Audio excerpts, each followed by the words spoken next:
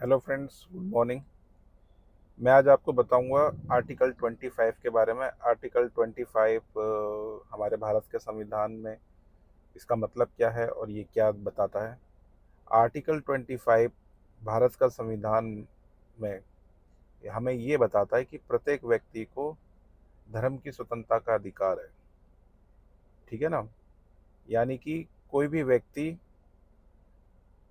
कोई भी व्यक्ति या कोई भी नागरिक अंतकरण की स्वतंत्रता और अपने धर्म को मानने, आचरण करने, प्रचार करने का मौलिक अधिकार प्रदान करता है। यानी कि कोई भी व्यक्ति अपने धर्म का प्रचार व प्रसार इस आर्टिकल 25 के तहत सब क्लॉज 1 में कर सकता है।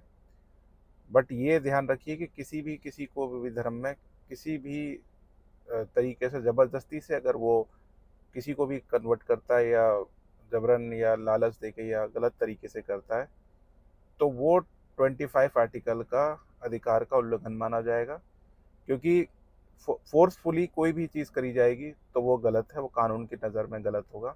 तो मैं आपको ये बताना चाहता हूँ कि आर्टिकल 25 जो है भारत के संविधान में, इसका मतलब ये है कि आर्टिकल 25 में प्रत्येक व्यक्ति भारत में अपने धर्म को अपनी इच्छा से मानने का, प्रचार करने का, प्रसार करने का अधिकार देता है। और इसको आचरण करने और प्रचार करने का मौलिक अधिकार प्राप्त है इसमें। ठीक है ना। तो आर्टिकल 25 जो कहता है कि प्रत्येक व्यक्ति अपनी पसंद के धर्म को मानने, उस पर आचरण करने और उसको उसके बारे में बताने की स्वतंत्रता है। हालांकि अ, अपने धर्म को हम किसी के भी सामने बता सकते हैं, प्रचार कर सकते हैं, लेकिन दूसरे व्यक्ति को मानना या नहीं मानना वो उसकी मर्ज़ी होती है। किसी को भी अगर हम जबरन करते हैं या कोई भी व्यक्ति किसी को जबरन धर्म में किसी भी कन्वर्ट करता है, तो वो कानूनन अपराध माना जाएगा, वो अधिकारों का, फंडामेंटल राइट्स का वायलेशन माना जाएगा।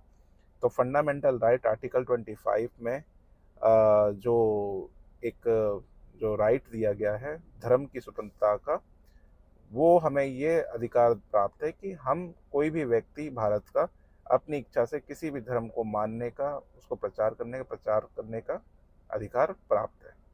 तो आर्टिकल 25 हमें ये बताता है। Thank you guys.